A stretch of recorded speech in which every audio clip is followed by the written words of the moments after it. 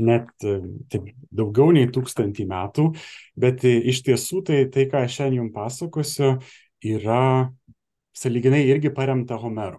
Ieškojimais, kurie man pačiam kilo iš to, kai pernai metais teko dėstyti ukrainiečiams studentam anglų kalba antikinę literatūrą.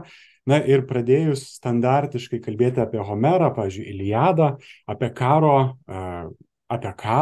tematiką, kuri tuo metu buvo dar labai šviežia ir dar labai aktuali, ypač tiem ukrainiečiams studentam, kažkaip iš karto kilo mintis permastyti ir su literatūra ieškoti tam tikro kontakto su auditorija. Tai kas visą laiką, man atrodo, ir natūraliai vyksta, bet tokie didieji literatūros kūriniai, jie savyje turi tai, kad kartais nežinia nuo ko ir pradėti. Tai ką aš šiandien pabandysiu šiek tiek parodyti, nieko labai naujo, tai yra iš tikrųjų moksliniai tyrimai, kurie atliekami maždaug nuo 25 metų, bet dabar pastaraisiais 5 metais dar labai suaktyvėja, tai Kembridžo, Oksfordo universitetas, tyrėjai, kurie užsiema Dante, jie būtent daug dėmesio skiria afeti. Tai yra, ne visai gal jausmai, bet tam tikri paveikumai, jausmai, emocijos, reakcijos į tas emocijas, tai visa tai, kas kyla iš mūsų tam tikro psichologinio pasirengimo. Ir mano pirmi dalykai, nuo ko aš norėčiau atsiremti, prieš jau neriant link Dantės teksto, tai, kokios yra apskritai didžiosios problemos, su kuriomis turbūt tenka susidurti, spėju ne tik mokytojam, bet bent ir man asmeniškai kaip jaunam dėstytojui ir turbūt kiek yra tekę kalbėti fakultete ir visiems kitiems dėstytojam. Tai pirmiausia, kaip skaityti, kaip dėstyti tuos didžiuosius literatūros kūrinius, kurie yra jau kaip ir kanoniniai, ypač šių dienų kontekste. Tuomet kitas klausimas natūralus, kuris kyla iš Dantės teksto, kaip šių dienų skaitytojui perteikti 13 amžiaus pasaulėvaizdį. Kaip padaryti, kad skaitytojas ne tik tai mokinys, bet tuo pačiu bet kokio amžiaus skaitytojas galėtų pajausti, tai apie ką iš tikrųjų Dantė rašo ir kodėl jisai taip rašo, nors tai vyko prieš 700 metų. Su tuo yra susijęs klausimas, kaip skaitytojui įsijausti į tekstą, kuris yra parašytas prieš 700 metų ir gali atrodyti labai tolimas. Toliau Dantės tekste, kas yra ir kas irgi yra svarbu, ar reikia perteikti religinį kontekstą ir jeigu taip, kaip jį perteikti. Jisai yra, mano nuomonė, jis yra be galo svarbus ir jo turbūt neišeina atsisakyti, čia lygiai taip pat turbūt kaip tas Iliados pavyzdys, išėmus dievus, tada lieka kažkoks kratinys, tai šiaip iš tiesų panašiai ir Dantės tekste, išėmus visą religinį krikščionišką į kontekstą, lieka kažkoks tiesiog kartais vaizdingas, bet kartais ir nelabai rišlus ir neaiškus pasakojimas. Ir paskutinis klausimas, nuo kurio aš daugiausiai atsispirsiu, tai kaip galima skaityti tą Dantės tekstą dieviškosios komedijos su jaunesnio amžiaus skaitytojų, bet turbūt ne vien su jaunesnio amžiaus skaitytojų, bet tarkim šiandien koncentruojantis į mokinius ir tai, ką galima būtų kalbėti su mokiniais. Tai kaip sakau, aš daugiausiai atsiremiu į tyrimų kontekstą, kuris figūruoja jau gerą 30-metį, bet tuo pačiu vėl naujai suaktualėjęs yra šiomis dienomis ir tai yra, aš galiu pradėti nuo vaizdo, kurį jūs matote ekrane, tai yra Mikelandželo Paskutinis teismas, kuris ir yra susijęs tiesiogiai su Dantės tekstu ir netiesiogiai, ir tuo pačiu tiesiog gali tapti mums neblogų įrankių, nuo ko atsispirti, kad galėtume judėti toliau žvelgiant į Dantės dievišką komediją.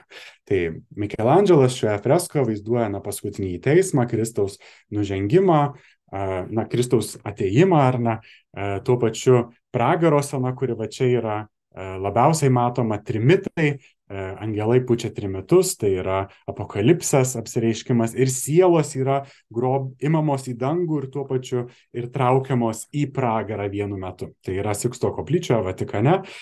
Ir, aišku, daugybė vaizdų yra prieinama internete. Kodėl aš nusprendžiau pradėti nuo šito vaizdo? Pirmiausiai dėl to, kad Mikelandželas Renesanse labai tobulai perteikia visą plejadą emocijų, kurias mes ir čia galime žvelgdami matyti. Vienu metu mes matome ir išgąstį tam tikrų figūrų, kitų figūrų džiaugsmą, nustebimą, kad viskas vyksta labai drastiškai, su didžiulė jėga ir tuo vienu metu, kai įvyksta pasaulio pabaiga. Kaip tiesiogiai yra susijęs Dantės tekstas? Na, iš Dantės teksto ir tuo pačiu iš Vergilijaus teksto Mikelandželas pasiema tam tikrus poetinius tropus, kuriuos jis tuomet interpretuoja savo šitoje freskoje. Tai mes matome tą žalią žmogeliuką, daugiau mažiau ekrano centre.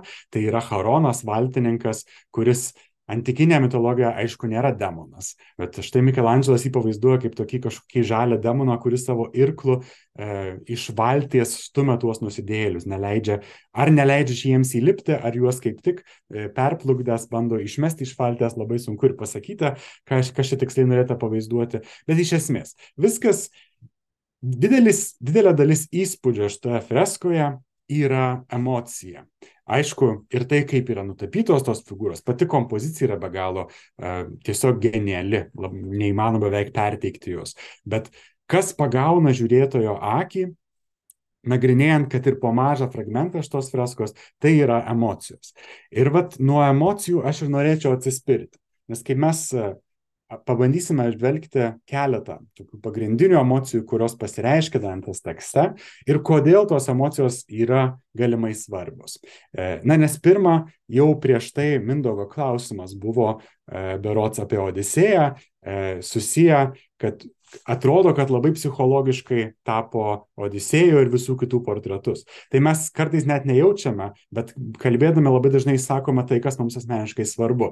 Tai šiuo atveju, bet vėlgi buvo labai geras pavyzdys, kad psichologija yra tai, kas yra mūsų dienų kontekste. Nereikia būti psichologu, tam tikrus dalykus galima perskaityti tekste, rasti tekste, neturint psichologijos mokslų diplomo. Kadangi psichologija yra svarbi mūsų dienų kontekste ir mes, suprantame psichologijos esmę, raidą ir taip toliau, jinai figūruoja ir mūsų kasdienybėje labai dažnai, tai psichologija tampa gan gerų įrankių pažvelgti į šį Dantės tekstą ir tuo pačiu aktualiu įrankiu, kaip mes galime skaityti Dantės tekstą per daug nesigilindami arba negalėdami skirti per daug tiksliau gal laiko visą tą tekstą lėtai ir nuodugniai nagrinėti.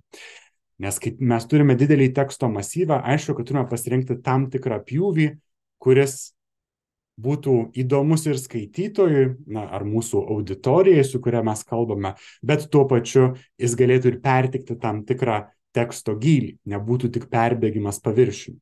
Tai emocijos, čia tokia trumpa schema, aišku, kad neatsiejamai yra susijusios su pažintiniais reiškiniais. O ką mes matome Dantės tekste? Jisai nuolatos susiduria su pažintiniais veiksmais. Dantė keliauja į pragarą, vėliau į skaistyklą ir galiausiai į rojų ir ten keliauja savo trumpais tokiais atstumais nuo vienos dvasios iki kitos, vis iš naujo ką nors patirdamas, vis iš naujo ką nors pamatydamas, vis užuosdamas, išgirsdamas, ką nors suprasdamas. Tai Dantė nuolatos pats susiduria su pažintiniais veiksniais, kurie kartais lemia ir jo emocijas, kurie daro įtaką jo mintims, kartais ir jo elgesiui, jo kūno pojūčiams šitas visas ratas yra gan stipriai persipynęs ir susijęs. Tai Dantės dieviškoji komedijoje, ką mes turime, tai emocijos yra perteikiamos dviem būdais. Pirmiausia, tai, kas yra pasakyta ir tai, kas yra parodyta. Kai sakau tai, kas pasakyta, tai turiu omenyje tai, ką teigia atskiri teksto veikėjai arba balsai kartais, nes mes kartais net nematome veikėjų. Vienas pagrindinių balsų, aišku, yra Dantė, bet Dantė turi du balsus. Dantė pasakotojas ir Dantė piligrimas, kuris pats keliauja per pragarą, paskui skaistyklą ir rojų. Tuomet mes turime Vergilijų, Dantės vadovą ir palydovą, kuris vėliau kuris dar prisijungs kaip palydovas Stacijus ir galiausiai bus pakeistas Beatričė jau rojuje. Ir aišku, nesuskaičiuojama daugybė nusidėjėlių ir paskui nebenusidėjėlių jau rojuje, tai šventųjų, kurie vis Dantei ką nors pasakoja, vis jam ką nors užsimena ar patys netgi jo klausia. Kai sakau tai, kas parodyta, tai turiu omenyje tokius išsklaidytus ir neišreikštus tam tikrus vaizdinius modelius, kuriuos mes galime atsekti visoje poemoje. Ir kas dabar, pavyzdžiui, jums matome ekrane, tai yra Jan de Rühel de Aude, vyresniojo Briugelio paveikslas, kuriame vaizduojamas pragaras, nebūtinai čia Dantės, man atrodo, gal jis netgi tiksliai ir Dantės pragarą vaizduoja, berods, kad taip, jeigu gerai prisimenu. Kodėl aš įdėjau šitą paveikslą, vėlgi turi tam tikrą priežastį. Nes turiu vieną pažįstamą lietuvių literatūros ir kalbos mokytoją, kuri būtent savo pamokose su mokiniais jau keleri metai taiko metodą, kuris man pasirodė labai įdomus. Tai kaip pasakoja, kaip bando mokiniams perteikti, kokia yra galimybė kurti naratyvą, kaip galima skaityti tą tekstą, į ką atkreipti detalės, jinai visą laiką jiems duoda kokį nors paveikslą, tai labai dažnai yra Briugelio ar Vermeerio paveikslas, tokie Nyderlandų dailės pavyzdžiai, kuriuose būtent yra labai daug vienu metu vykstančių veiksmų, figūrų, skirtingi metų laikai ir taip toliau. Ir pasako jiems, aprašykite, ką jūs matote. Ir tada mokiniai vienoje kažkurioje vietoje pamato, kad jie negali apriepti visko vienu metu, kad jie pasirenka, apie ką jie kalbėti, ką jiems kalbėti, kad jie prašo vieną epizodą ar kitą epizodą, bet nesugeba prašyti visko, kas tuo vienu metu vyksta tame paveiksle. Turbūt būtų sudėtinga padaryti tą patį, kalbant ir apie šitą pavyzdį, kuris jūsų ekranuose, vienu sakiniu, kažkokiu vienu ypu nusakyti, kaip tos visos figūros čia pavaizduotos jaučiasi, ką jos veikia, ką jos daro, būtų sudėtinga. Ir taip mokiniai kažkurioje vietoje pamato, kad ir autorius pasakoja fragmentiškai, kad jisai kuria realybę, kuri nėra tokia, kokią mes ją matytume, su begalė skirtingų vienu metu vykstančių veiksmų, o būtent, kad mes matome tik tam tikrus selektyvius tikrovės fragmentus. Tai tas pats vyksta, aišku, ir Dantės dieviškoje komedijoje. Tai, kas sakoma, tai, kas matoma, yra dvi skirtingos plotmės, abejos yra fragmentiškos, bet abejos turi tam tikras interakcijas, kurios mums leidžia pažiūrėti tą tekstą per emocijų tam tikrą prizmę. Dabar koks yra bendras skirtumas Dantės tekste tarp to, kas pasakyta ir to, kas parodyta? Tai turi ypatingą svarbą būtent Dantės emocijų vaizdavime. Nes Dantė nenaudoja visažinio pasakotojo technikos, kuri įprasta kituose literatūros kūriniuose. Taip sakant, visažinis pasakotas, jūs puikiai žinote, bet tiesiog iš įpročio mėgstu pakartoti dalykus, tai mes tarsi panyrame į veikėjų galvas ir sužinome, kaip jie jaučiasi, ką jie masto, kas su jais vyksta. Pas Dantės tekste to nėra. Mes žinome tik tai, ką Dantė ar pasakotas, ar piligrimas praneša mums. Ką jis patiria, ką jis pastebi arba ką jis įsivaizduoja. Tai Dantei įvairūs pragaro, nes šiandien daugiausiai pavyzdžių bus iš pragaro, kuris yra vaizdingiausias, pats ir vizualiausias, nors man gal asmeniškai ne pats įdomiausias, bet taip sakant, kiekvieno preferencijos. Ir mokiniam labai dažnai, kiek yra tekę susidurti, vedant įvairius užsiėmimus apie Dantę, tai pragaras būna tai, ką jie pamini, kad tai yra įdomiausia, vizualiausia ir visa ką kita. Tai įvairūs pragaro veikėjai, jie gali klysti, jie gali būti nenuoširdūs, bet jie pasakoja apie savo jausmus ir savo potyrius. Ir mums Dantė perteikia tai, ką pasakoja jie. Mes nežinome, kas yra tiesa, mes žinome tik tai, ką mums pasako Dantė, ką jie teigia, ir kartais Dantė pasakotojas, kuris aprašo tam tikrus veiksmus, tai, kas parodyta, iš ko mes kartais galime rasti tam tikrą jungtį. Tai dabar, ką šiandien noriu parodyti su šitą savo trumpą paskaitą ir tuo pačiu, kokį aš klausimą noriu iškelti tokie esminiai, tai kaip Dantės tekste yra įvardyjamos ir aprašomos emocijos. Ir ar tai atspindi ir paaiškina sąlyginai pačių mokinių emocinę patirtį. Ar mes galime su Dantės tekstu rasti kažkokį kontaktą su auditorija, nebūtinai mokinių, bet iš esmės su bet kokia skaitytojų auditorija, kad jie per savo patirtis tada galėtų įsijausti į šitą tekstą ir pamatyti, kas jame vaizduojama. Iš esmės mes leisimės į tokią trumpą, 2 daugiau mažiau pirmųjų giesmių kelionę su Dante, nes Dantė visoje dieviškoje komedijoje skatina savo skaitytoją suprasti ir išgyventi savo jausmus. Ir tiesą pasakius, tai dėl ko tai nėra kažkoks pritempimas, ką aš jums bandysiu pasakyti, kaip kartais nutinka su literatūra, dėl to, kad pats Dantė jau rašydama šitą kūrinį iš esmės konstruoja jį, ragindamas skaitytoją įsijausti ir suprasti savo emocijas, kurias jis gali pamatyti tekste. Tai pirmoji iš tokių emocijų yra baimė. Ir tai yra paūra itališkai.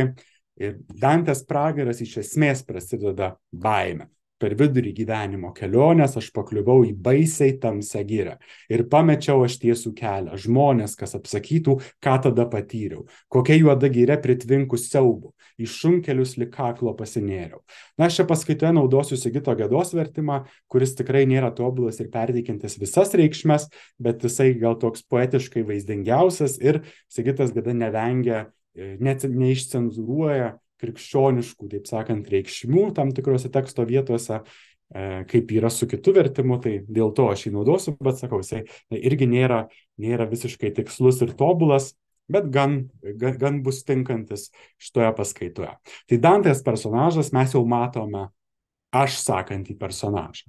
Tai piligrimas Dantė, kuris savo gyvenimo kelio viduryje, į šitą pirmą sakinį, pirmą eilutę mes nesileisime, nes tai yra labai gili eilutė susijusi su aristotelizmu ir tomizmu, su filosofija ir yra parašyta ne viena monografija vien apie šitą eilutę, tai nekreipkime ją tiek daug dėmesio kol kas.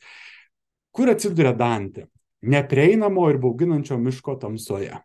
Tačiau baimė labai keista, bet jo neparalyžiuoja. Jisai apsako, kad giria kelianti siaubą ir pritvinkus siaubo, bet šita baimė kažkodėl keistai jam sukelia išgąstį, bet jo neparalyžiuoja. Kokia yra natūrali reakcija į baimę? Na, sustingimas, kažkoks noras bėgti nuo to dalyko, kuris tave gąsdina. Dantės taip kažkodėl nepaveikia šitą situaciją. Nusiraminęs dėl pirmų kylančių saulės spindulių, jis pradeda tuomet kopti į kalvą, kurią pamato.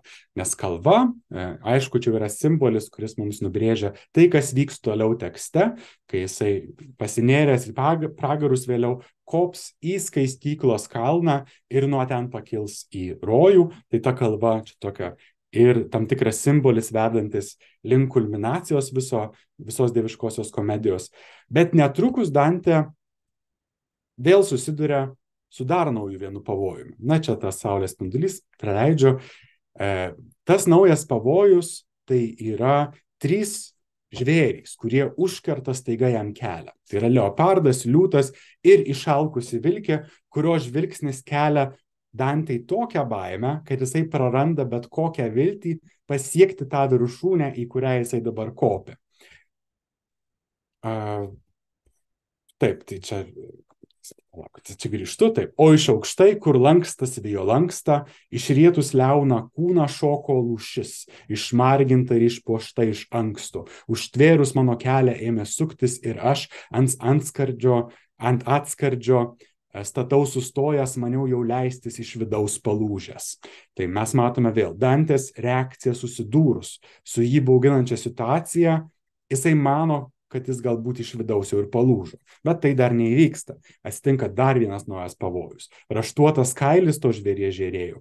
Po to širdis ir vėl paliovė plakus. Kai liūtas karčiais pašiauštais nuo vėjo, tiesiog užstojo taką mano kojoms, riaumojo pilnas tūžmo, išdidėjęs, tam rūstį regis dangus mireliojo. Na tai vėlgi, kas vyksta? Dar naujai kelią Dantei pastoja liūtas. Tai iš vis žvėris, kurio jo gimtojo Florencijoje net ir nėra. Na, aišku, kad tai yra alegorinis, simbolinis tas žvėris, netikras, kuris jam pastoja kelią, bet Dantei širdis vėl paliovė plakus. Na tai mes matome iš esmės, kad Dantės emocija, ką jisai mums sako, ir tai, kas yra rašoma, parodoma, ir tuo pačiu, kai jis pats išsako šitoje vietoje, tai yra reakcija į baimę. Jam tarsi sustoja širdis, tai yra išgąstis, kuris tarsi jį sukausto, bet dar tai vėl nėra pabaiga. Toliau klastūnė vilkė net virpėjo jos povyza pritvinkusi gašlybės, per ją ne vienas elgetom išėjo. Plieniniai gniaužtai gerklę man sužnybo, pikta pagieža iš akių jai sklido, tada buvau kaip kokioje aukštybėje. Na, ta vilkė, kuri pastoja kelią, vėlgi alegorinis gyvūnas, išalkus vilkė ir kas? tarsi savo plieniniais gniaužtais gerklę Dantei sužnyba. Tai reiškia, kad tam tikras vėlgi sąstingis, Dantės reakcija patyrus tokį staigų, šokiruojantį baimės jausmą. Dantė iš esmės praranda, netgi šitoje vietoje ir viltį. Ir žodis baimė, kodėl aš apie ją apskritai imu kalbėtis, baimė paūra pirmose 54 pragaro eilutėse pakartojamas net 5 kartus tiesiogiai, itališkame tekste. Baimė išryškėja ir aprašant fizinį jos poveikį Dantei. Dantė ne vienoje vietoje dreba iš siaubo, Dantė sustinksta, Dantei tarsi širdis sustoja, užima gerklę. Bet čia kyla natūralus klausimas, ar visa baimė yra vienoda? Nes bauginanti emocija, kurią Dantė patiria susidūrę štais 3 žvėrimis, regis, skiriasi nuo baimės, kuri jį beveik sukaustė, kai jisai pasiklydo tamsiame miške. Tai jau 3 pirmoje giesmėje Dantė susidūrimai, kai jisai patiria baimę, 2 tai yra, atsiprašau. 2, tai pirmas, kad jis atsiduria tamsiame miške ir tuomet 3 žvėrys pastoja jam kelią ir iš esmės šitie susidūrimai, kaip jie yra aprašomi ir ką Dantė patiria, jie yra skirtingi. Tai yra skirtingi baimės laipsniai, skirtinga baimės gradacija. Galiausiai, kai iš niekur pasirodo šešėlis, Dantė verbalizuoja savo dar naują stiprią baimės būseną. Kada į slėnį jau buvau įslinkęs, tasai vyriškis prieš mane išnėrė, kuris ilgai vaizduotėje man smilko.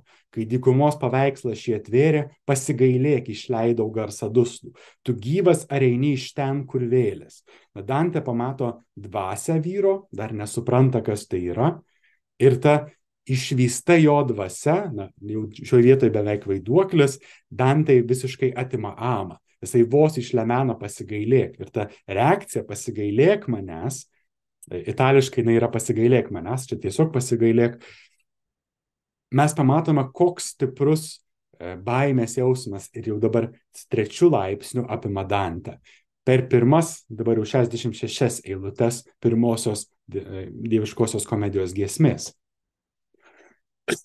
Ir yra toks pirmas kontaktas su Dantės verliu, su Dantės mokytoju Vergilijumi. Jisai paprašo pasigailėk, nes nežino, su kuo susidūrė. Ir būtent Dantės nežinojimas, situacija, kurioje yra Dantė, jam sukelia baimės jausmą, kas turbūt vėlgi yra natūralu, nes baimės viena iš priežasčių yra ne tik siaubas, su kuriuo mes galime susidurti, bet tuo pačiu ir nežinojimas, kuris mums kelia tam tikrą baimę visuomet. Kodėl naktį kyla daugiau įvairių išgąsčių ir baimių. Pirma situacija, Dantė jau atsiduria tamsiame miške ir įvairių šešėliai, ta pati miško tamsuma, nežinomybė jį iš dalies gąsdina. O čia jisai pamato kažkokią vėlę, kurios jisai vėlgi nepažįsta, jis nežino, ar tai yra draugiška ar piktoji vėlė, kuri dabar galbūt jį atims jam gyvybę. Ir būtent nežinojimas Dantei visiškai užgnaužia kvapą ir jisai prašo pasigailėti.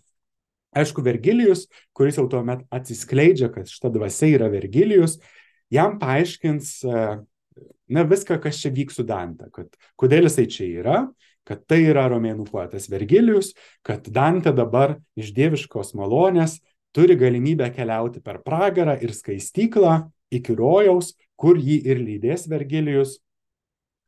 Bet tai sužinojęs Dantė vėlgi nereaguoja taip, kad keliaukime ten, kur šiaip niekas negali nueiti ir nukeliauti.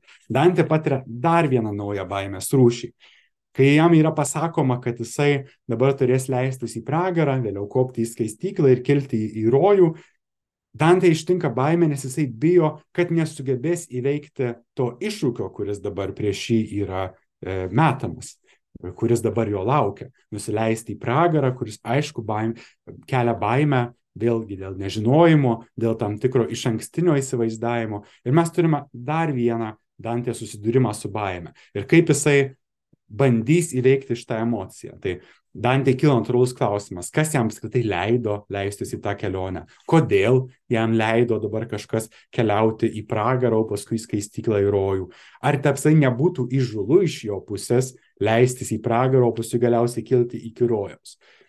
Ir šitoj vietoj baimė, vėlgi naujas jos laipsnis, yra panašesnis į silpnumą tam tikrą, kai kol galiausiai paskui aišku, kaip jisai susidoroja su šita baimės būsena, nes kiekviena ta baimės nauja situacija turi ir tam tikrą savo susidorojimo mechanizmą, kurį mes galime pamatyti tekste.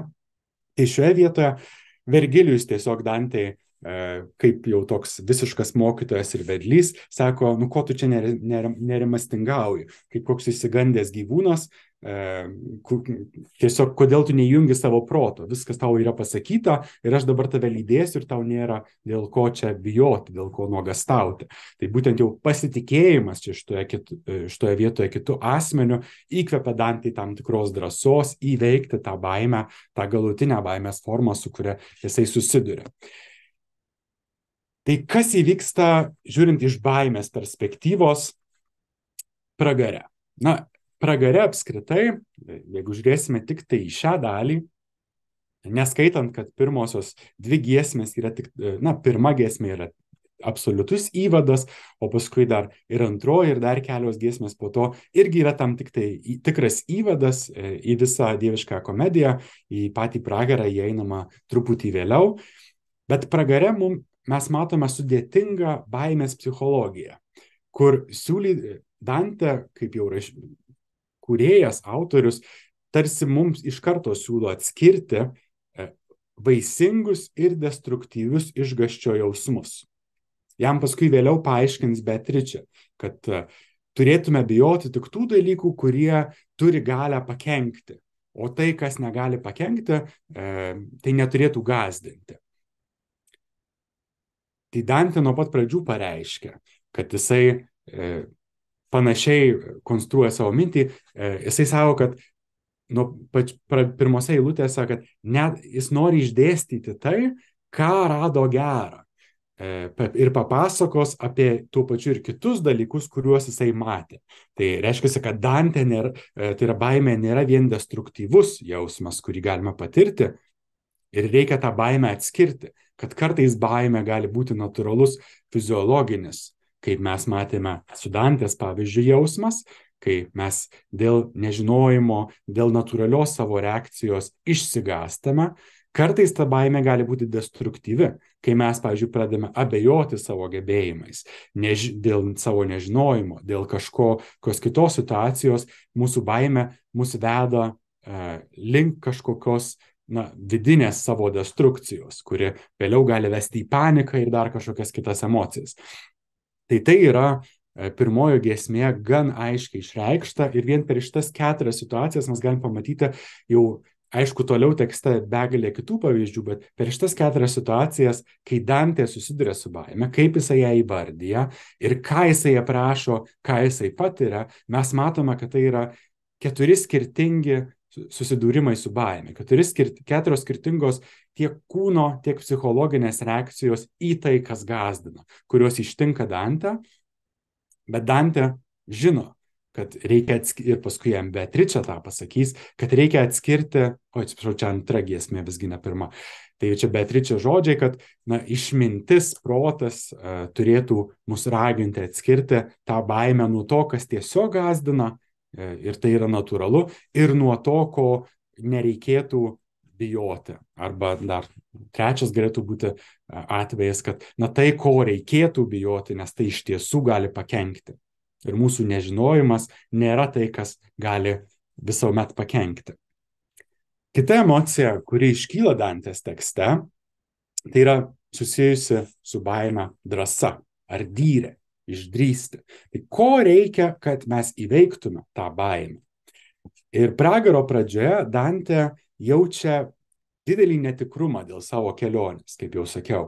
Jisai nežino, ar jisai turi teisę apskritai leistis į tą kelionę. Jis yra pasiruošęs leistis į pragarą ir paskui per skaistyklos kalną kilti į rojų ir susitikti, priartėti prie skaistaus viešpaties veido. kaip iš esmės užbaigiama paskui dieviškoji komedija.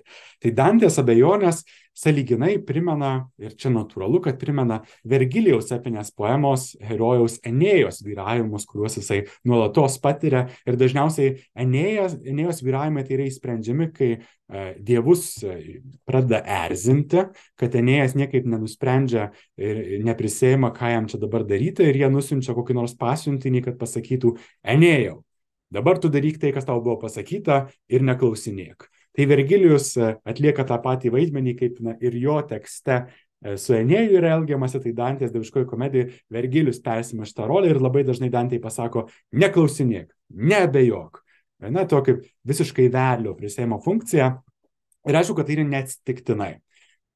Nes būtent Vergilijus visuomet atsako į Dantės abejones. Ir jisai netgi Dantės klausia: kodėl tu nesi drąsesnis? Nes tavo drąsa galėtų nugalėti tavo baimės, kurios kyla dėl tavo nežinojimo, dėl šitų situacijų, su kuriomis tu susiduri. Ir jo pavartotas dar terminas toje itališkoje frazėje, na, lietuviškai čia netaip gražiai išsiverčia, bet nes Vergilijus šiaip klausia: perché ardire e franchezza non hai?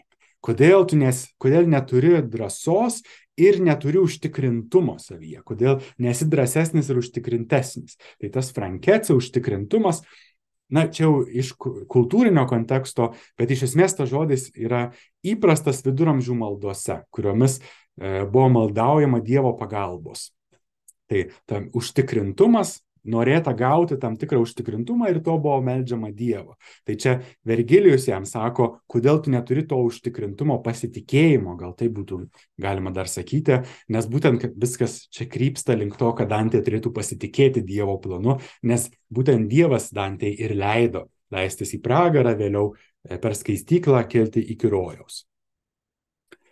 Vėliau šitoj pačioj antrojoj giesmėj Kanto Dantė išsilaisvins iš baimės, kai sužinos. Tai būtent, kad baimė, mes matome, yra susijusi su nežinojimu, ir jam yra pasakoma, kad jo šitą kelionę jam dovanojo 3 dangiškos moterys.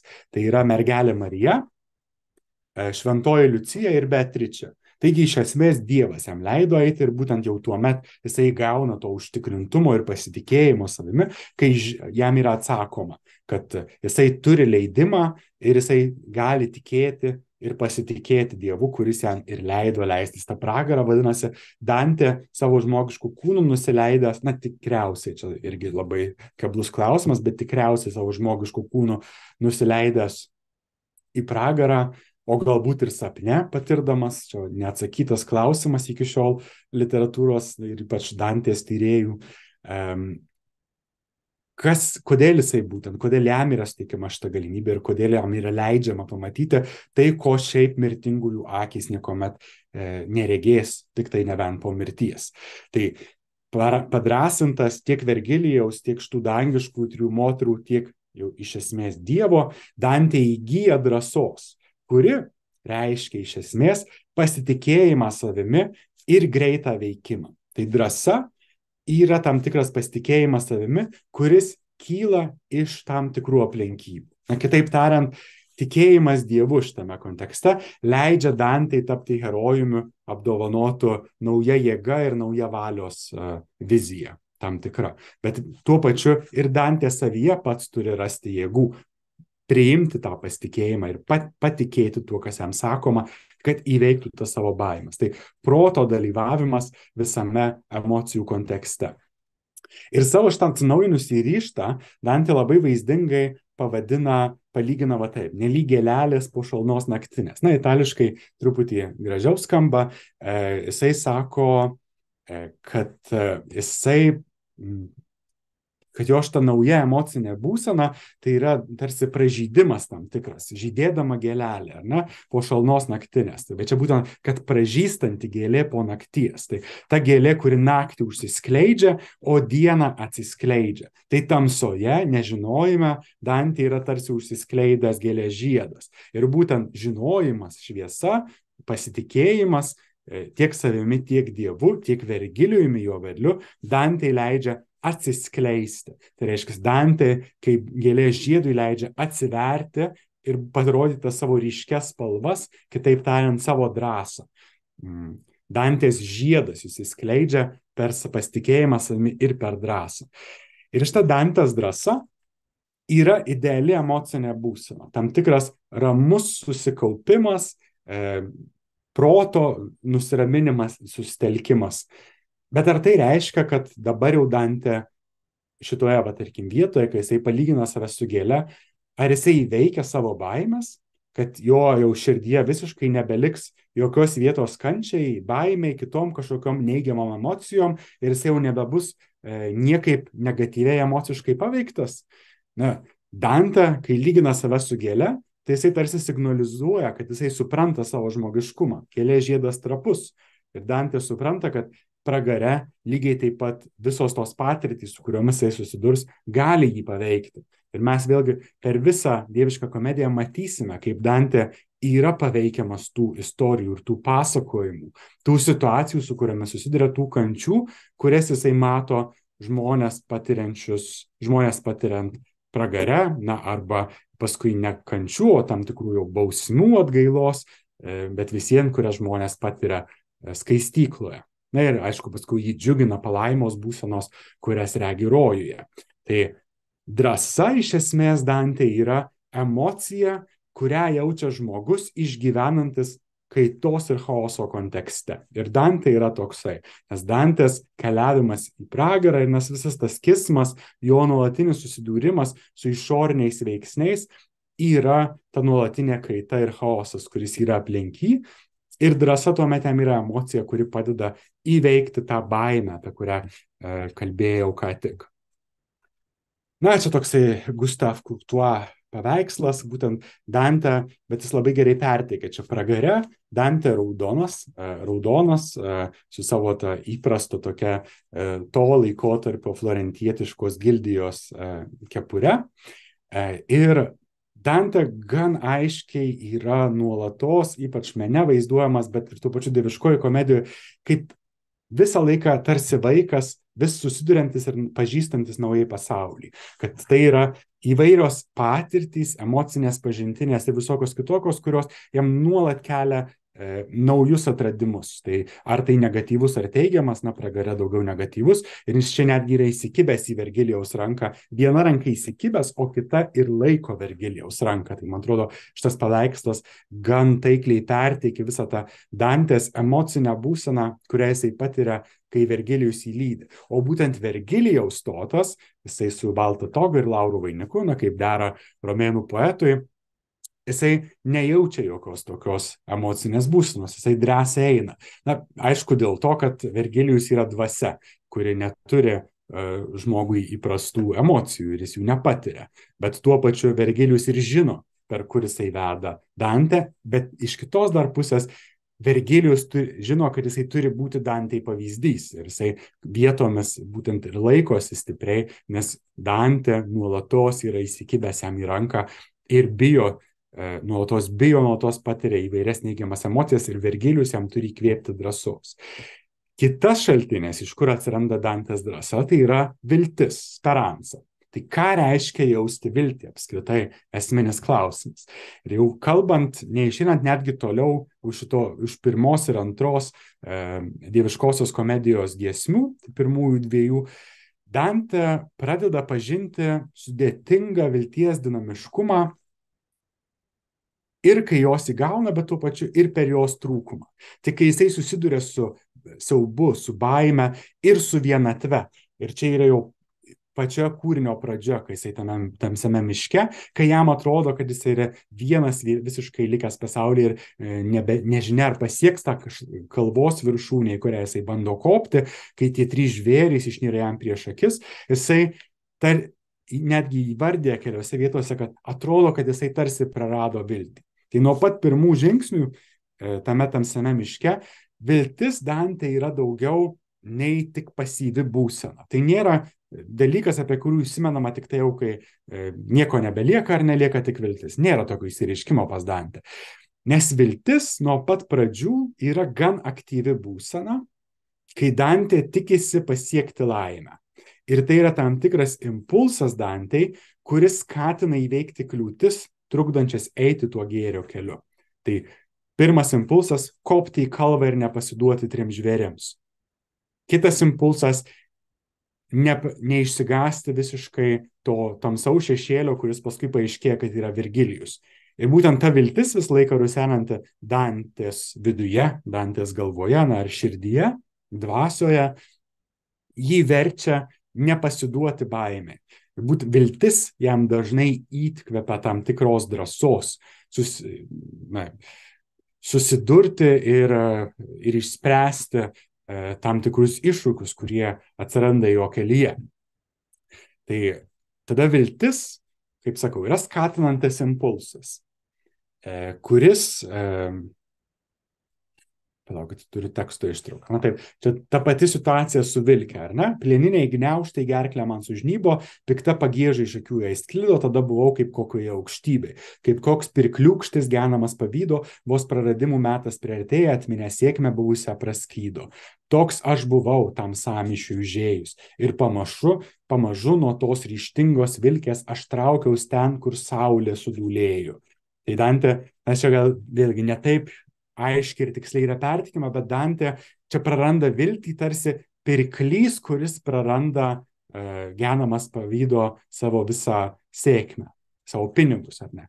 Ir čia Dantei viltis nėra materialus dalykas, tai yra emocinis tam tikras patyrimas, dvasinis tam tikras patyrimas, kuris Dantei neleidžia pasiduoti šitoje situacijoje ir gena jį kopti aukštyn, eiti toliau, įveikti tas kliūtis, tas emocijas neigiamas, su kuriomis jisai susiduria. Tai yra baimė ir viltis jam tuomet įkvepia tam tikrą drąsą.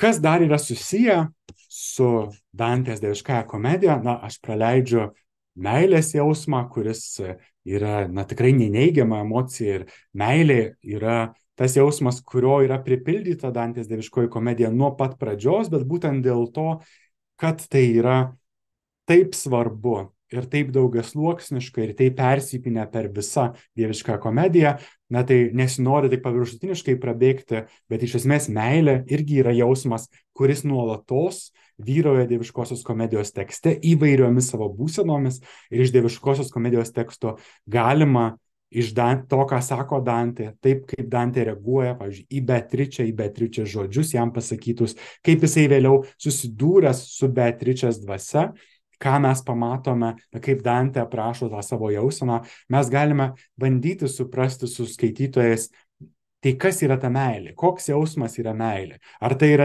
geismas? Ne, tai nėra geismas. Vadinasi, tai yra kažkokia kitokia emocinė būsena, tam tikras prisirišimas, bet tai nėra ir draugystė. Tai yra vėlgi kažkas daugiau už draugystę. Tai dieviškoji komedija mums suteikia labai daug įrankių diskutuoti ir kas yra meilė, bet sakau, tai turėtų būti visiškai beveik atskira tema, tai aš ją truputį prašoku. Ir dar viena emocija, kuri yra verta dėmesio, tai yra prieš paskutinę mano šiandien minima, užuojauta ir gailestis, pieta. Tai kelionė per pragarą, iš esmės Dantės yra įvardyjama, kaip čia jisai Federico Zuccari raižinyje, kaip Dantė įžengia į pragarą, jau pro pragaro vartus. Tai kelionė visa Dantės tiksliau kelionė dieviškoje komedijoje yra įvardyjama kaip kova dėl kelio ir gailestis dėl jo. La guerra si del camino e si della pietate. Lietuviškai gal ne visiškai taip persiteikia ta pradžia antrosios giesmės, antrojo kanto, nes čia pasakyta, rengiausi atremti, ką likimas lemia, tą slogų kelią, tą nelaimę visą. Bet čia iš tiesų tai yra pasakyta, kad tai yra la guerra, kova, mūšis dėl kelio ir gailestis dėl to kelio. Tai šitas Dantės apibrėžimas atspindi tokį nelengvą fizinį kelią, kurį Dantė turės įveikti, ir tuo pačiu intensyves emocijas, kurios kyla iš Dantės patirties. Tai pačiame Dantės tekste mes matome, kad yra kalbama vis pasikartojančiai ir naujai apie emocijas, su kuriomis susiduria Dantė, nes Dantė jas ir kreipia į savo skaitytoją. Tai kodėl gailestis ar užuojauta sukelia kovą, jeigu tai yra kova, kaip ką tik minėjau? Pirmiausiai, tai Dantės kalboje užuojauta arba gailestis tai nėra tik jausmas, kurį patiria kurį sukelia, tai yra, atsiprašau, kitų kančia. Bet tai yra ir plačiau, tai yra gebėjimas jausti aplinkinių emocijas. Ką nuolatos visame dieviškosios komedijos tekste ir daro Dantė. Jisai pakalbina vėles, kurias jis mato kenčiančias pragare, ar kurias atgailaujančias rojuje, ir tuo pačiu ir vėles, kurias jis paskui mato, tai yra, atsiprašau, skaistykloje, ir paskui vėles, kurias mato rojuje.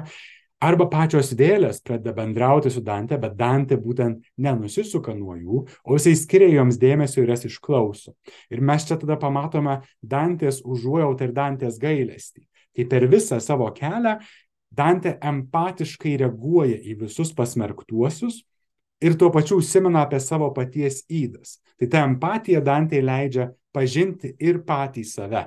Jo empatija kartais išreiškia netgi tam tikrą atlaidumą ir solidarumą su nusidėjėliais. Jisai kartais pradeda, jam atrodo, kad tai yra per daug, ką jie čia išgyveno tame pragare. Ir tai yra per sudėtinga bausmė. Bet gailestis čia yra tam tikras tokio psichologinio Dantės lūžio ženklas.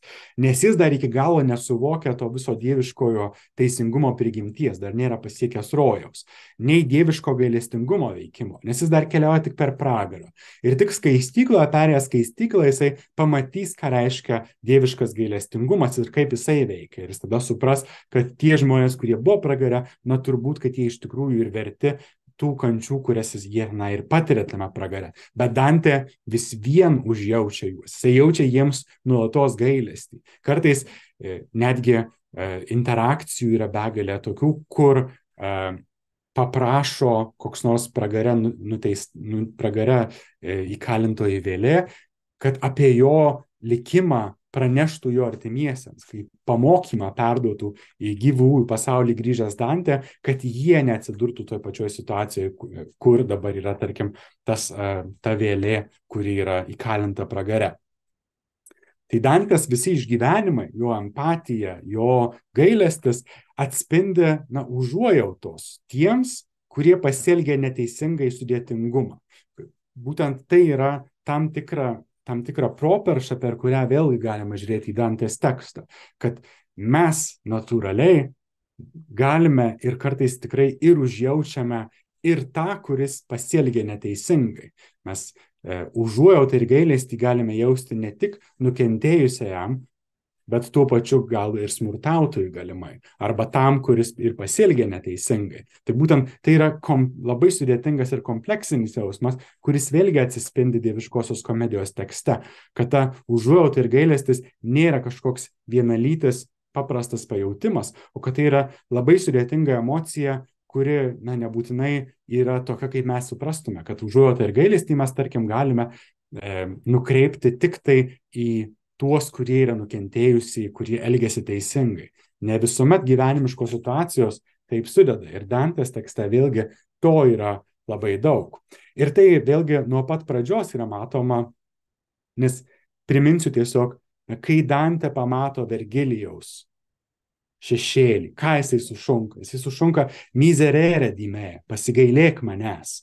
Tai jau mes tą pasigailėjimą ir užuojautą mes jau nuo pat pradžios Dantės teksto matome ir turime suprasti, kad tai yra svarbus labai jausmas visoje dieviškoje komedijoje. Vergilijus, kai nori nuraminti Dantę, ką jisai sako? Jisai pasako, kad kai jisai sutiko Vergilijus, kai sutiko Beatričę, ji pajuto užuojautą Dantei. Nel primo punto che di te mi dolve, kad nuo pirmo pasigailėjimą kelia. Tai Vergilijus persima gailesčio užuojautos Dantei ir dėl to nori įvesti ir prisėma įvesti per šią sudėtingą kelionę, nes jisai iš Beatričės pajunta tam tikrą užuojautą. Tai iš Beatričės persima empatiją Dantei ir tuomet pats jaučia empatiją Dantei ir jo išgyvenimams, bet Dantė dar savaip jaučia empatiją tiems visiems nusidėjėliams pragare, atgailaujantiems skaistykloje, ir paskui jau empatija toms geros nuskaistintosioms vėlėms rojuje. Tai dėl ko tai yra svarbu? Nes žmonės anot Dantės visada jaučia gailestį vieni kitiems. O užuojauta yra bet kokio žmogiško ryšio esmė. Ir tai yra tiesiog persismelkę per visą dievišką komediją. Na ir paskutinė emocija džiugesnė, tai yra džiaugsmas, džoja, kuri irgi, na, tų emocijų tikrai yra daug daugiau Dieviškojo komedijoje, bet džiaugsmas yra išsipildymo jausmas. Ir itališkas džoja, kaip ir angliškas joy, jisai atkeliauja iš poetinio arealo, iš poetinių reikšmių, iš poetinės kalbos. Jisai yra kilęs iš Provanso trubadūrų, kalbos, loksitanų daugiausiai tarmės.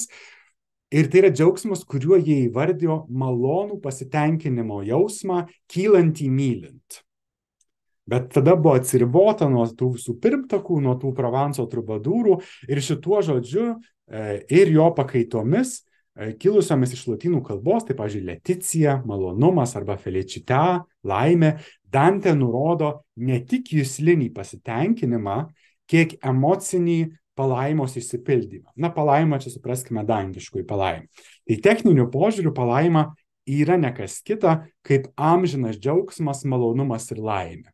Ir tai mes irgi matysime nuolatos tekste, na, ne pragare, bet pragare Dantė daugiau tai pajaučia, bet tai yra visą laiką tam tikros užuominos metamos. Tai per Dantės tekstą mes galime žiūrėti ir kas yra džiaugsmas. Na, tai emocija, kurią mes patiriame kaip džiaugsmą, kaip mes suprantame džiaugsmą per tai, kaip Dantė supranta ir aprašo džiaugsmą. Ir čia neatsitiktinai, šiaip pats žodis džiaugsmas tai yra pavartotas Dieviškoje komedijoje, dabar bijau sumeluoti, bet man atrodo 5 tik tai kartus. Ir tai yra labai kėsinis vieną kartą pragare, pačioje Dieviškosios komedijos pradžioje, ir tuomet visus likusius kartus, berods 4, gal 5, čia dabar aš neatsimenu, kurį skaičių painioju, bet žodžiu, arba 5 kartus bendrai, arba 5 kartus rojuje yra paminimas jau džiaugsmas. Tai rojuje mums natūralu, kad džiaugsmas yra minimas, ir tai daugiausiai yra pasakoma labai dažnai iš Beatričės lūpų Dantei. Ir čia jis sako, čia rojui gimdo šviesą džiugesys, kaip žemė šypsnį. Pragare iš veido tas sklinda juodas sielos liūdesys. Tai ką mes čia galime matyti apie džiaugsmą, apie tą emociją, kurią mes įvardėme kaip džiaugsmas iš šito teksto. Tai Dantės pasaulyje džiaugsmas gali kilti iš to, kad įgyvendinsime visą mūsų kilniausios dalies, skiriančios mus nuo gyvūnų, tai yra proto potencialą. Ir Dantės svarstymė apie laimę išryškina neišvengiamą žmogaus racionalios prigimties trapumą, dėl kurio gali kilti rizika siekti klaidingų gėrio vaizdinių. Tai vat, čia yra svarbi skirtis, kuri Dantės tekste išryškėja. Kad kas yra džiaugsmas, iš ko kyla džiaugsmas. Ar džiaugsmas, nes būtent pragare yra aprašoma labai daug situacijų, kai žmonės jaučia felicita, laimę ar leticiją, malonumą. Dantė konkrečiai būtent ir nenaudoja šito žodžio joy, džiaugsmas, nes jie galvoja, kad jiems laimę teikia materialūs dalykai. Na, pinigai, šlovė, garbė, kažkas, ką jie gauna. Bet štai jie atsiduria pragare ir yra kankinami pragaro kažkokių kančių, kur Dantė labai vaizdžiai dramatizuoja tą visą kančių išpildymą tame pragare. Tai ar tai yra laimė tuomet ir link ko veda ta laimė? Na, ar laimė yra materialus dalykas, ar laimė visgi yra kažkokia emocija, kuri turi vesti link kažko didesnio? Džiaugsmas, ar tai yra jausmas kylantis iš materialių dalykų, ar tai yra jausmas, kuris gali ar turi kilti iš kažkokių didesnių dalykų. Ar džiaugsmo yra kelios rūšys, kad tai yra kažkoks mažas džiaugsmas, laimė, pasitenkinimas, ką mes patirime dėl materialumo, o tikrasis džiaugsmas, na, kada mes jaučiame didžiausią džiaugsmą? Ar kai gauname materialų daiktą, ar kai patiriame kažkokį didelį emocinį pakylėjimą dėl kažkokioje situacijoje. Tai vėlgi, Dantės tekstas suteikia ir tuo pačiu duoda labai daug raktų kalbėti apie tas įvairias emocijas. Ir jisai pats yra skirtas emocijoms ir tuo pačiu, Dantė mus iš esmės moko per visą šitą savo kelionę, kad turime išmokti atskirti nevaisingas ir vaisingas emocijas. Taip sakant, kiekviena emocija turi savo kuriantį, vedantį link kažko ir naikinantį, tai vedantį tarkim, į paniką, į savidestrukciją elementą. Ir mums savo proto pagalba, tai aukščiausiu tuo mūsų žmogiškumo dalyku, kuris mus skiria nuo gyvūnų, mums reikia gebėti kažkurioje vietoje atskirti tas emocijas ir tuos jausmus, kuriuos patiriame, jų skirtingą raišką mūsų kūnuose, mūsų elgesyje ir tik tuomet mes galime pasiekti savo gerųjų, dorųjų tikslų. Tai tuo pačiu Dante, su Dante ir mes kaip skaitytojai, tada turime galimybę patirti tokį nepakartojamos amžinos palaimos